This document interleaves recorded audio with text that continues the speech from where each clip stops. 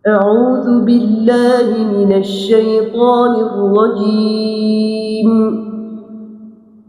بسم الله الرحمن الرحيم.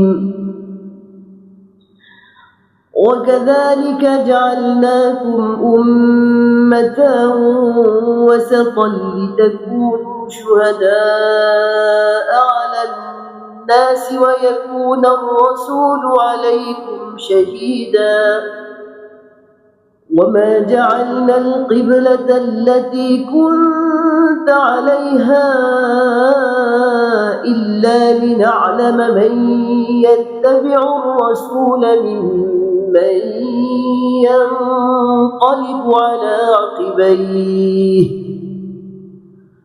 وإن كانت لكبيرة إلا على الذين هدى الله وما كان الله ليضيع إيمانكم إن الله بالناس لرؤوف رحيم. صدق الله العظيم. Assalamualaikum warahmatullahi wabarakatuh. Alhamdulillah wa syukurillah. Ahlan bikum fi barnamij Miskul Kalam. Hidup sederhana, jalan para nabi, kunci ketenangan jiwa.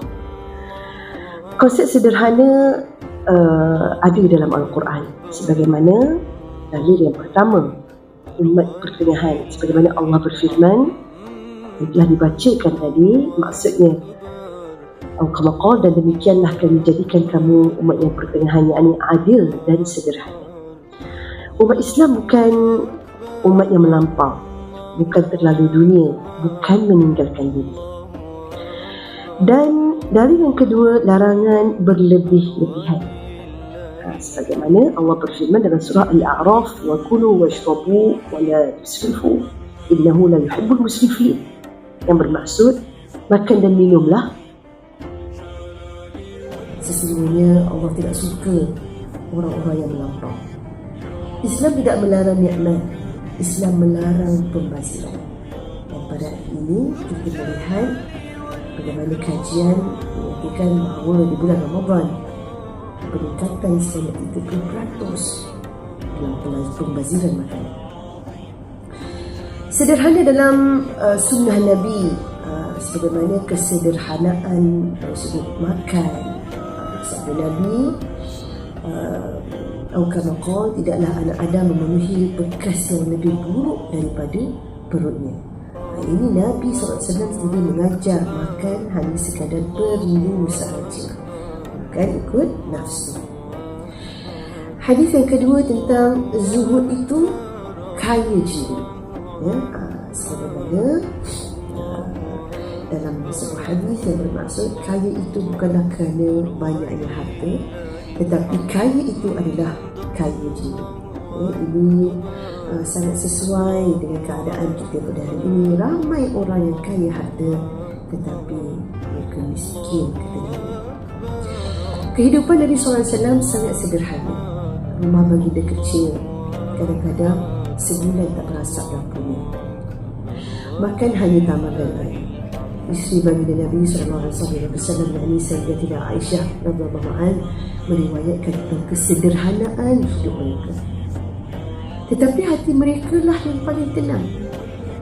Sebab itu hari ini, biar kita sederhana dalam pakaian tetapi menutup aurat tanpa riak. Sederhana dalam media sosial, tidak menunjuk-nunjuk. Sederhana dalam majlis, tidak membazir, especially dalam makanan jual dan disediakan. Sederhana dalam ibadah, konsisten walaupun sedikit.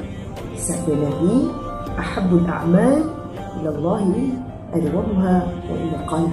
Yang dalam Sahih Bukhari, amalan yang paling dicintai Allah adalah walaupun berterusan, ia berterusan walaupun sedikit.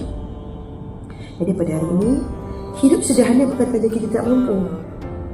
Ia tanda kita tahu dunia ini hanyalah sementara. Rumah Nabi kecil, tetapi namanya sangat besar.